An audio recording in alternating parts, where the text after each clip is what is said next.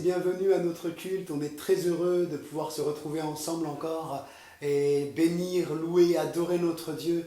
Je propose sans plus tarder que nous prenions ce chant qui dit « Seigneur, ouvre les yeux de mon cœur. Je désire te voir ce matin, Seigneur, dans ces temps de culte, dans ces temps où nous venons t'exprimer la louange de nos cœurs. Seigneur, viens, viens, nous désirons te voir. » Amen. Chantons ensemble pour la gloire de Dieu.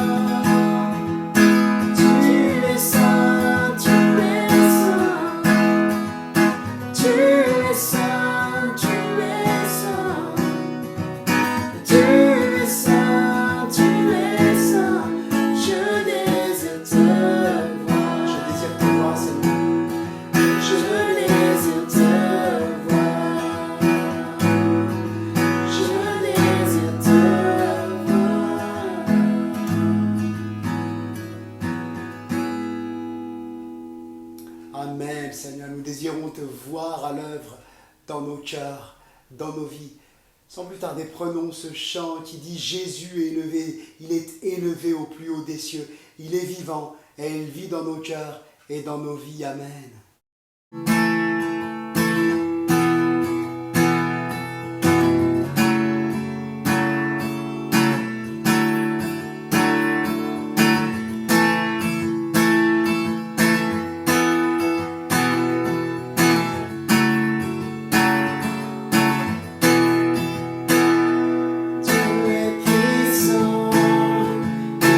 Juste et grand, il peut tout accomplir.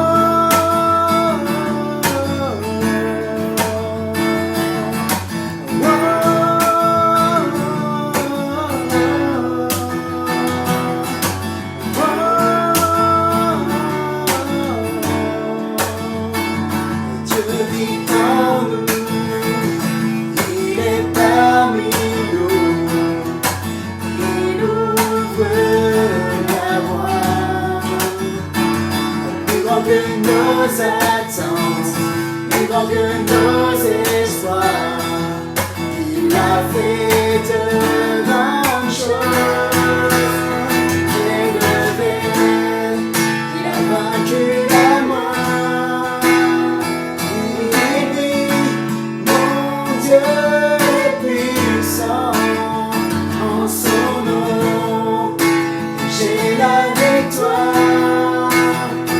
Le Seigneur, mon Dieu est puissant. Dieu est ici, sa grâce nous conduit, il ne s'éloigne jamais, il ne s'éloigne jamais.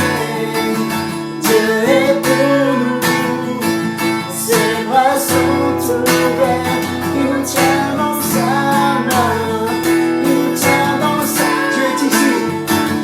Dieu est ici, sa grâce nous conduit, il ne s'éloigne jamais, il ne s'éloigne jamais. Dieu est pour nous, ses bras sont ouverts, il nous tient dans sa main, il nous tient dans sa main. Il a vaincu la mort, oui il vit, mon Dieu est puissant, en son nom, j'ai la victoire. Le Seigneur, mon Dieu est puissant, élevé, il a vaincu la mort, oui il vit, mon Dieu est puissant, en son nom, j'ai la victoire. Le Seigneur, mon Dieu est puissant, le Seigneur, mon Dieu est puissant.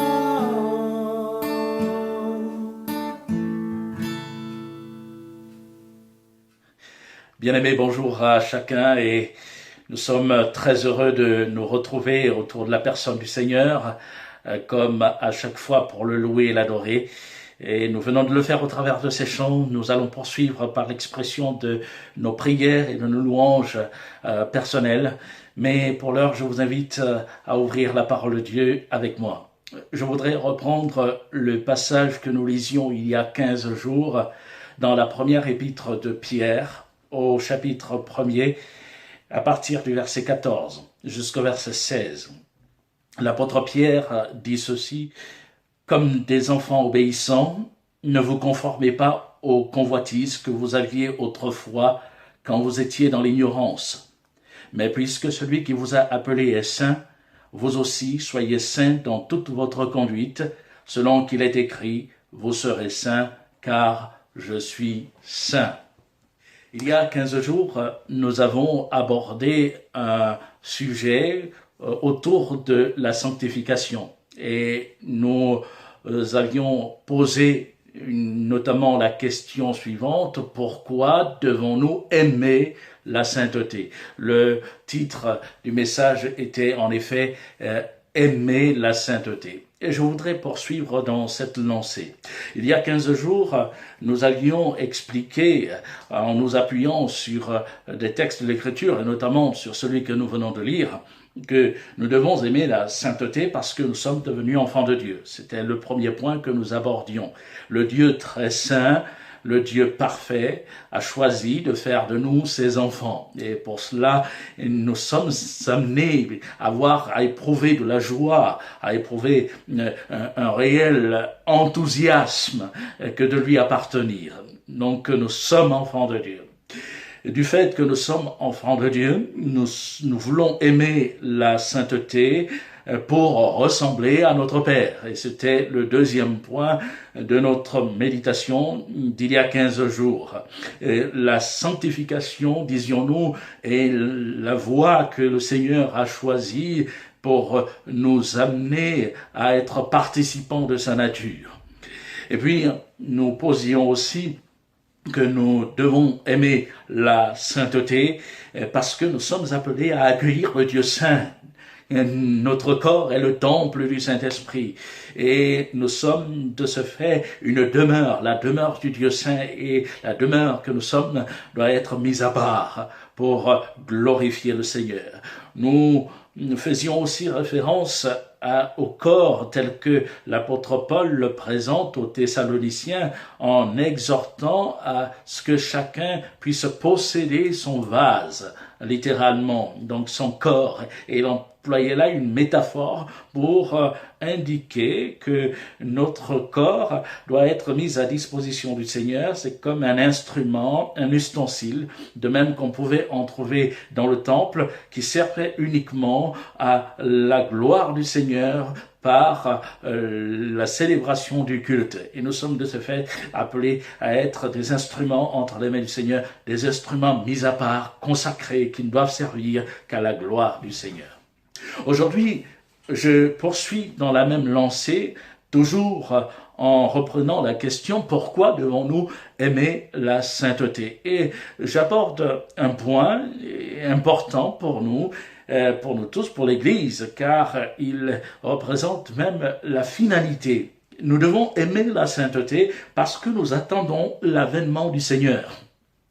Nous ne devons jamais perdre de vue que celui qui nous a rachetés et qui est monté au ciel, Jésus, pour nous préparer une place, nous a fait la promesse de revenir et de nous prendre avec lui. Et nous devons aimer la sainteté parce que le Seigneur revient et nous voulons l'aimer dans la perspective de l'enlèvement de l'Église.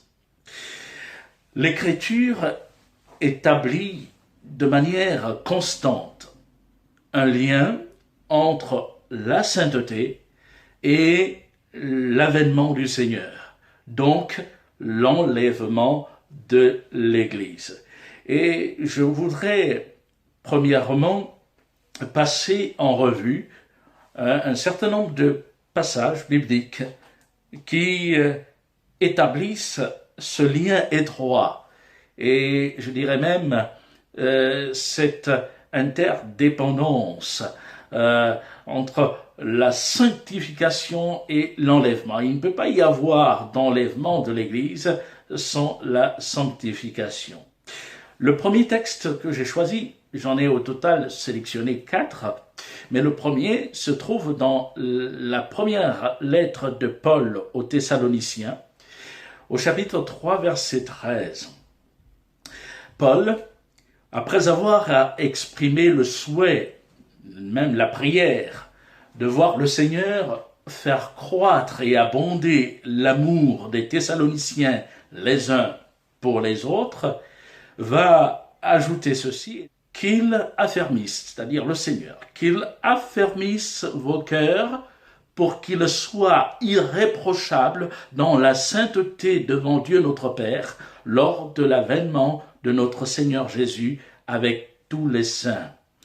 J'ai souligné l'expression cœur, j'ai souligné l'expression irréprochable dans la sainteté devant Dieu notre Père, et j'ai souligné l'avènement de notre Seigneur Jésus. Quand le Seigneur va revenir, il veut et il doit trouver des cœurs irréprochables dans la sainteté. Et ce devant Dieu notre Père. L'apôtre Paul, en posant cela, indique tout naturellement que la relation d'enfant à père qui nous lie à Dieu, qui nous lie au Seigneur, passe par un cœur à cœur. Et d'ailleurs, l'Écriture, dans son ensemble, insiste sur ce fait. Notre relation avec Dieu passe par le cœur. Et d'ailleurs, Salomon, dans le Proverbe 23, verset 15, exprimait déjà ce fait. C'est le livre de la relation père-fils. C'est un père qui donne des conseils à son fils pour qu'il apprenne de l'intelligence, de la sagesse, et qu'il sache se conduire dans la vie. Et au-delà de la relation humaine qui pouvait lier Salomon à ses enfants, ou David à Salomon, et il y a le conseil même de Dieu. On perçoit là le Père par excellence qui s'adresse par l'action du Saint-Esprit aux enfants qui lui appartiennent. Et Salomon dit, mon fils, si ton cœur est sage, mon cœur à moi sera dans la joie. Proverbe chapitre 23, verset 15. Il y a ce cœur à cœur. Ton cœur, mon cœur. Et c'est le conseil de Dieu, c'est la volonté de Dieu. Notre relation avec lui passe par ce cœur à cœur. Et nous pouvons, en revenant sur le texte de 1 Thessaloniciens 3,13 que nous avons lu, nous pouvons dire que le Seigneur attend de nos cœurs qu'ils soient réellement saints, qu'ils soient purs. Un cœur sanctifié, un cœur pur, correspond même à la nature du cœur de Dieu et réjouit le cœur de Dieu, réjouit le Seigneur. Et nous pouvons poser sur la base de ce premier passage que Jésus vient chercher ceux qui ont le cœur pur, ceux qui ont le cœur sanctifié. Et d'ailleurs, n'a-t-il pas dit lui-même lors du sermon sur la montagne, « Heureux ceux qui ont le cœur pur, car ils verront Dieu. » Matthieu chapitre 5, verset 8. Oui, nous voulons garder notre cœur dans la sanctification en vue de l'enlèvement de l'Église, en vue de l'avènement de notre Seigneur Jésus-Christ.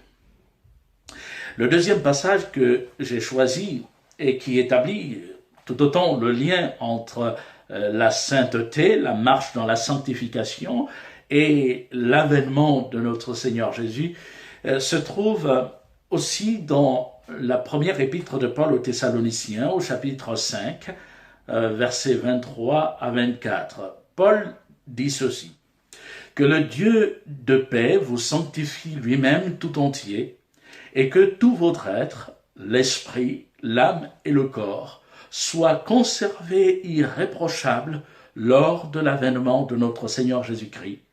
Celui qui vous a appelé est fidèle, et c'est lui qui le fera. » Paul inscrit cette parole, ou même cette aspiration du cœur, cette prière, dans l'annoncé de ce qu'il a déjà dit au chapitre 3, verset 13.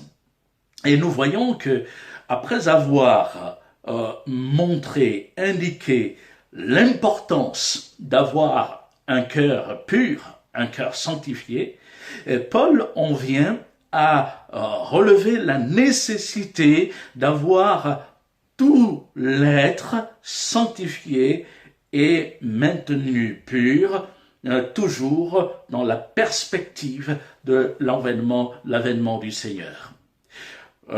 Je m'arrête là pour indiquer ceci. Les Thessaloniciens devaient veiller à ce que leur cœur soit gardé pur, mais ils devaient aussi veiller à ce que leur être tout entier, et même le corps, soit conservé comme un instrument pur au regard du Seigneur. Et cela a son importance, parce qu'on peut mettre l'accent sur cette relation de cœur à cœur et se dire, bon, Dieu regarde au cœur. Lorsqu'Adam et Ève ont péché, ils ont mangé du fruit de l'arbre défendu en posant un acte, et c'est par le corps qu'ils ont posé l'acte. Mais nous notons que l'être tout entier s'est trouvé souillé, s'est trouvé séparé de Dieu.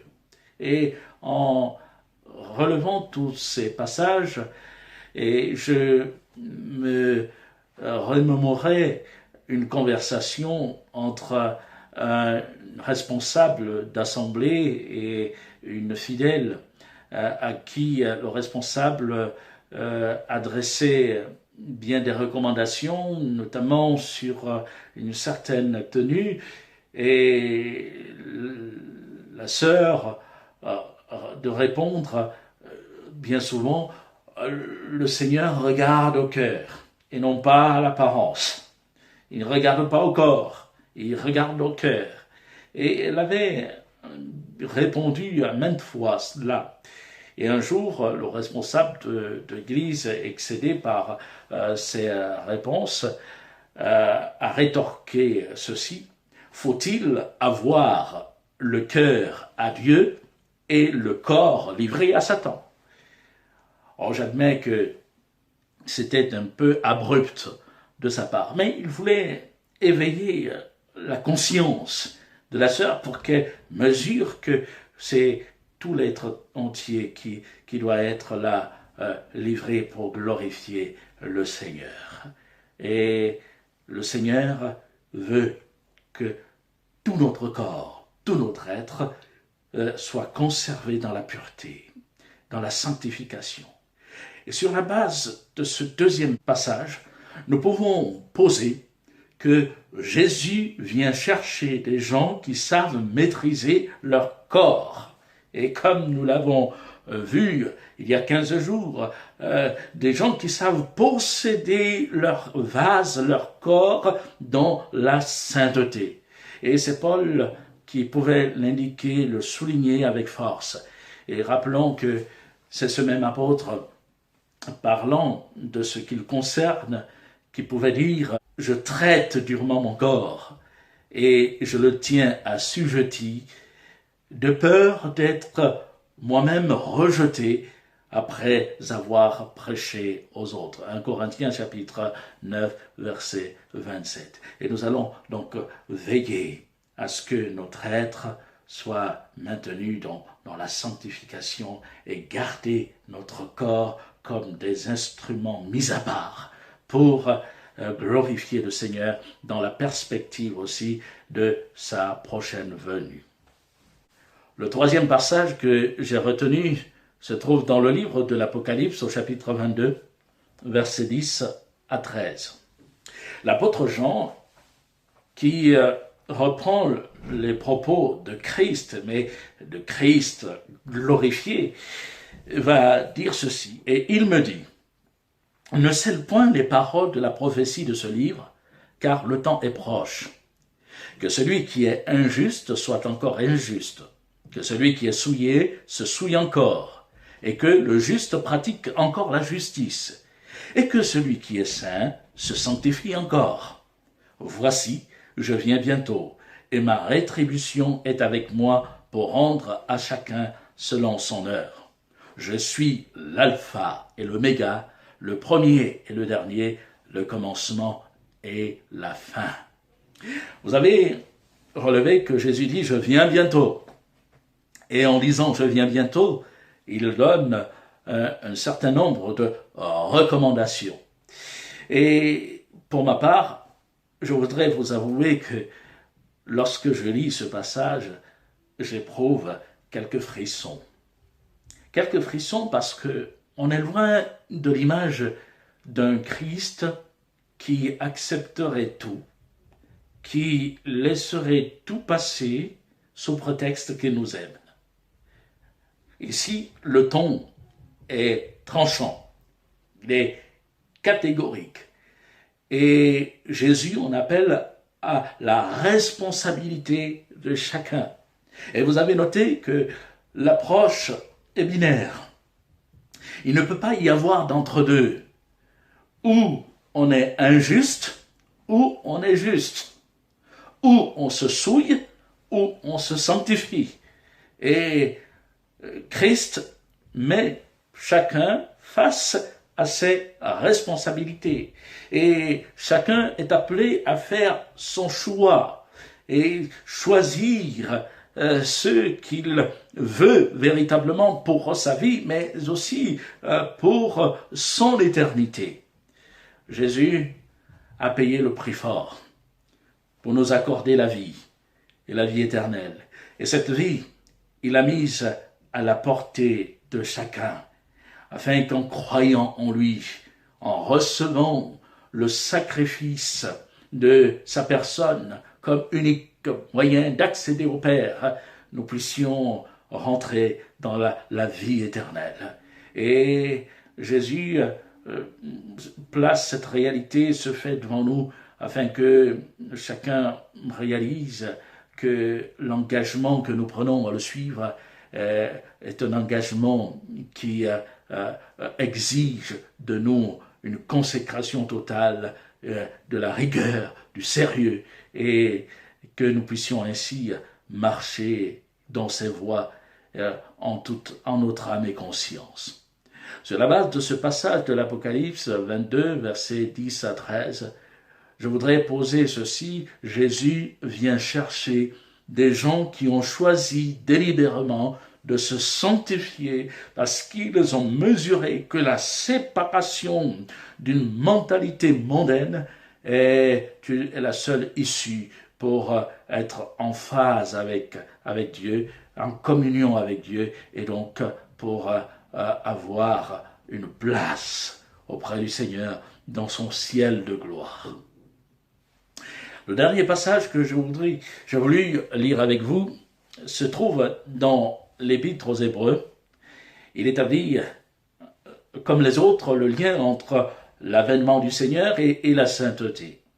Hébreux chapitre 12, verset 14. « Recherchez la paix avec tous et la sanctification sans laquelle personne ne verra le Seigneur. » J'aimerais souligner que l'auteur de l'Épître aux Hébreux cite ici un passage du prophète Ésaïe. On n'en a pas toujours conscience lorsque nous citons ce verset, mais le lien est établi avec ce que Ésaïe dit au chapitre 35 du livre qui porte son nom, verset 8. Nous lisons ceci: « Il y aura là un chemin frayé, une route qu'on appellera la voie sainte. Nul impur n'y passera, elle sera pour eux seuls.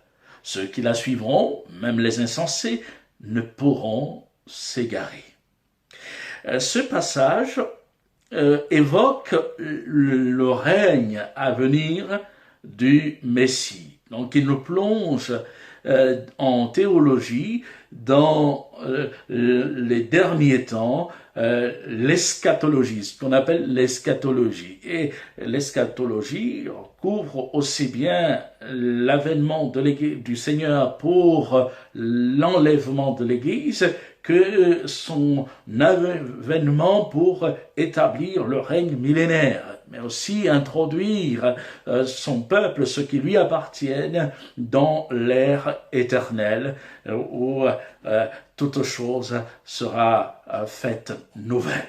Et nous pouvons aussi, en lisant ce passage et en prenant compte des versets qui précèdent, relever que le Messie, dans sa première venue en homme sur la terre, a réalisé bien des choses qui sont ici définies par le prophète Ésaïe. Lisons donc dans Ésaïe chapitre 35, verset 1er, quelques versets. Dans ce chapitre 35, il est dit: « Le désert et le pays aride se réjouiront. La solitude s'égayera et fleurira comme un narcisse. » Au verset 3, il est dit: « Fortifiez les mains languissantes et affermissez les genoux qui chancellent. Dites à ceux qui ont le cœur troublé: prenez courage, ne craignez point, voici votre Dieu, la vengeance viendra, la rétribution de Dieu, il viendra lui-même et vous sauvera. Alors s'ouvriront les yeux des aveugles, s'ouvriront les oreilles des sourds. Alors le boiteux sautera comme un cerf, et la langue du muet éclatera de joie, car des eaux jailliront dans le désert et des ruisseaux dans la solitude. Le mirage se changera en étang, et la terre desséchée en source d'eau. Dans le repaire qui servait de gîte aux chacals croîtront des roseaux et des joncs. Il y aura là un chemin frayé, une route qu'on appellera la voie sainte. Nul impur n'y passera, elle sera pour eux seuls. Ceux qui la suivront, même les insensés, ne pourront s'égarer. Voilà le contexte dans lequel ce passage a été exprimé. Et nous notons que ici le prophète évoque des temps de restauration, la restauration d'Israël, mais aussi le règne messianique qui aura un impact même sur la nature. Il y aura comme une régénération même de la nature. Les lieux désertiques vont comme la recouvrer de la fraîcheur. Ce sera des temps de bénédiction, aussi bien pour les hommes que même pour la nature. Et c'est sur ce passage que l'auteur de l'Épître aux Hébreux va s'appuyer pour exhorter à la sainteté. Hébreux chapitre 12, versets 12 à 14, je lis « Fortifiez donc vos mains languissantes et vos genoux affaiblis, et suivez avec vos pieds des voies droites, afin que ce qui est boiteux ne dévie pas, mais plutôt se raffermisse. Recherchez la paix avec tous et la sanctification sans laquelle personne ne verra le Seigneur. » Vous avez établi de vous-même le lien entre Ésaïe 35 et Hébreux chapitre 12, notamment les passages que nous avons lus. Il y a un certain nombre d'expressions communes. Vous avez noté l'expression main languissante chez Ésaïe et chez l'auteur de l'Épître aux Hébreux, genoux qui chancellent chez Ésaïe et genoux affaiblis chez l'auteur de l'Épître aux Hébreux, la notion de chemin, de voie, chemin frayé, route, voie sainte, sous la plume du prophète Ésaïe, et voie droite, sous la plume de l'auteur de l'Épître aux Hébreux. Et chez l'un comme chez l'autre, vous avez aussi noté l'exclusion de ceux qui sont impurs de la voie. Et cette idée dans l'Épître aux Hébreux est renforcée par l'emploi de la condition sine qua non, sans laquelle personne ne verra le Seigneur. En un mot, l'auteur de l'Épître aux Hébreux est en train de montrer que l'Écriture dans son ensemble, dans l'Ancien comme dans le Nouveau Testament, l'Écriture est une. Et l'Écriture pose d'une manière certaine que nous ne pouvons pas accéder à la présence bénie du Seigneur. Et lorsque Jésus reviendra pour que ceux qui lui appartiennent se tiennent constamment en sa présence, cela ne pourra se faire que si les cœurs ont été sanctifiés, des vies ont été mises à part et se sont maintenus dans cette relation de sainteté avec le Seigneur. Et nous voyons dans tous les passages que nous avons énumérés, que nous avons choisis, que la sainteté est la voie qui nous permet d'espérer à l'enlèvement du Seigneur. Et c'est aussi dans cette attitude de cœur, séparée de tout ce qui déplaît au Seigneur, que nous devons envisager l'enlèvement de l'Église, notre enlèvement et notre union pour toujours avec le Seigneur. En posant ceci, je voudrais faire remarquer que l'Écriture nous exhorte à attendre le retour du Seigneur, non pas dans la peur de l'événement, mais bien au contraire, dans la joie et dans l'amour. L'apôtre Paul, avant son exécution, pouvait parler de son départ. Et c'est là aussi un texte que nous affectionnons, 2 Timothée chapitre 4 versets 7 à 8. Il dit « L'heure de mon départ approche ». Et il peut rajouter « J'ai combattu le bon combat, j'ai achevé la course, j'ai gardé la foi. Désormais, la couronne de justice m'est réservée. Le Seigneur, le juste juge, me la donnera dans ce jour-là. Et il ajoute, et non seulement à moi, mais aussi à tous ceux qui auront aimé son avènement. Paul parle d'aimer l'avènement du Seigneur. Et oui, Jésus va revenir. Et nous voulons nous garder dans la sainteté, mais nous attendons ce retour dans un élan du cœur. Un cœur qui est dans la joie, un cœur qui aspire à voir son Seigneur. Et donc le retour du Seigneur nous remplit d'amour et notre cœur s'attache à cet événement. Et donc la sanctification dans laquelle nous voulons nous trouver quand le Seigneur reviendra doit être aussi envisagée avec amour. Et je précise, je souligne que la sainteté dans la vie du disciple de Christ ne doit pas être envisagée comme un fardeau, comme une règle lourde à porter, mais la sainteté doit être envisagée dans l'amour du Seigneur, en considérant ce qu'il a fait pour nous, mais aussi en considérant ce qu'il a en perspective pour ceux qui lui appartiennent. Le deuxième exemple que je voudrais citer, nous le tirons dans le livre de l'Apocalypse au chapitre 19, versets 6 à 8. Il est écrit ceci, « Et j'entendis comme une voix d'une foule nombreuse, comme un bruit de grosses eaux et comme un bruit de fort tonnerre, disant, Alléluia, car le Seigneur notre Dieu Tout-Puissant est entré dans son règne. Réjouissons-nous et soyons dans l'allégresse, et donnons-lui gloire, car les noces de l'agneau sont venues, et son épouse s'est préparée, et il lui a été donné de se revêtir d'un fin lin, éclatant, pur, car le fin lin, c'est la justice des saints. » Alléluia!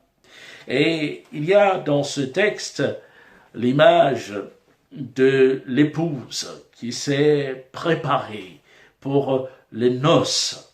Et c'est là une image qui s'applique à l'Église, à ceux qui appartiennent à Jésus.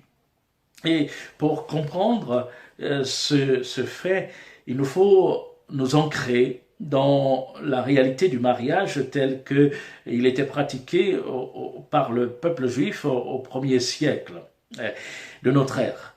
Il y avait deux étapes majeures pour le mariage. Premièrement, les fiançailles, qui scellaient l'union entre les époux.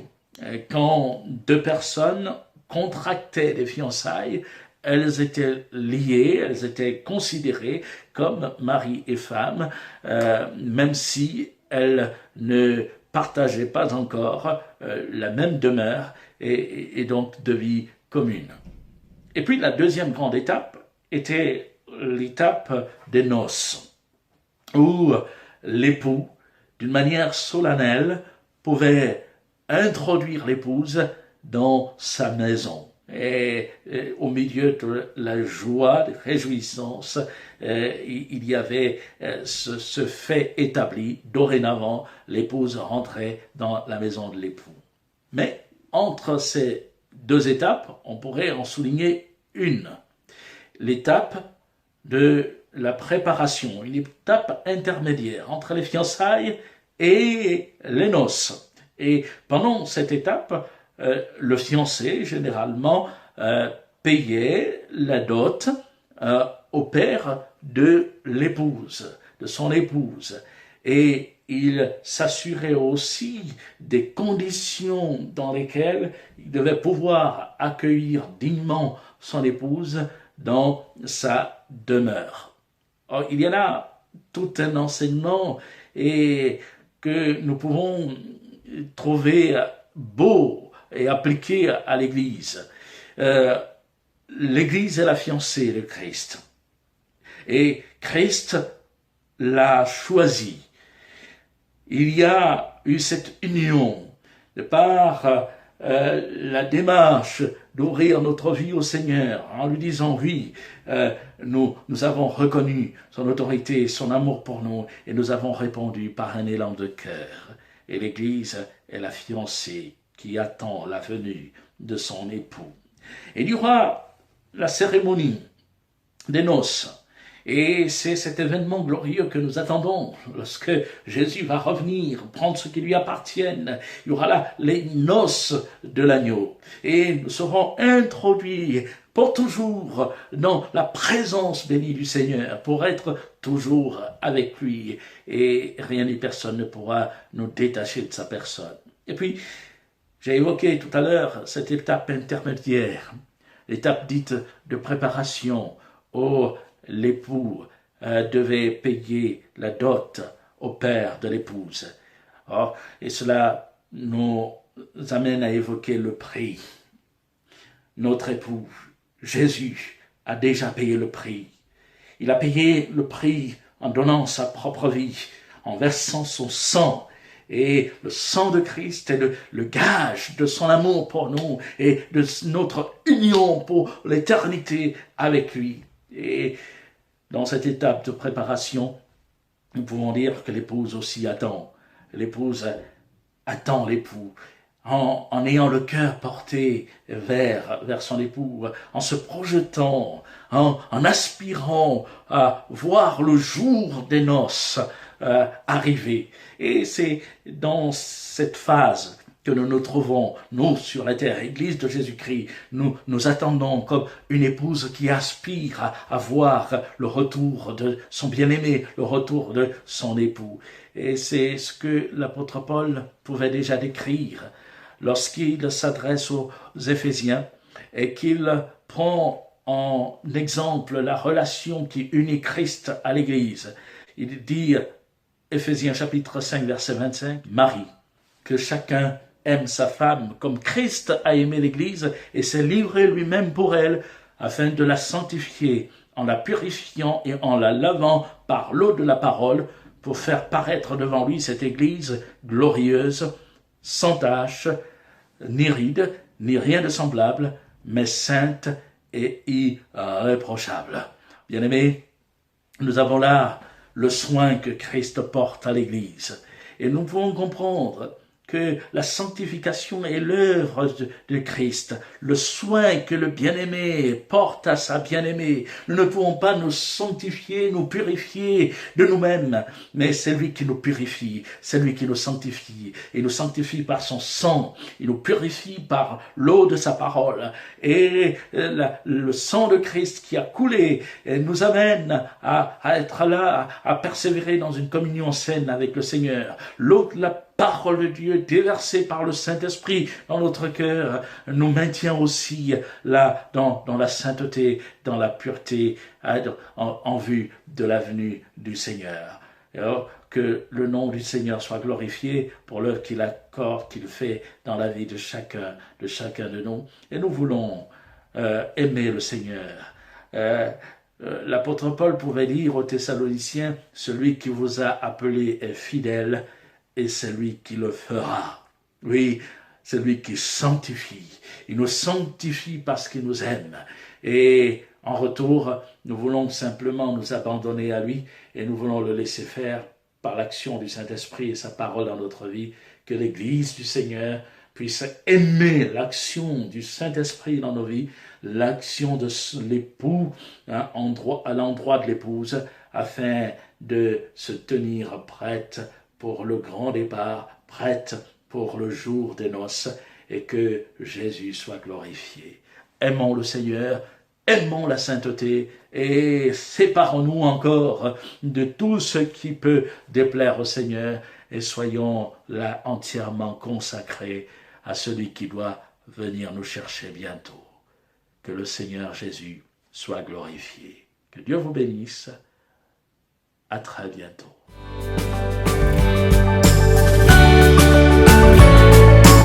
Merci à tous de nous avoir suivis. Nous vous donnons rendez-vous chaque mardi et jeudi à 19h, ainsi que le dimanche à 10h. N'hésitez pas à vous abonner à notre chaîne YouTube. Vous pouvez également nous suivre sur notre page Facebook.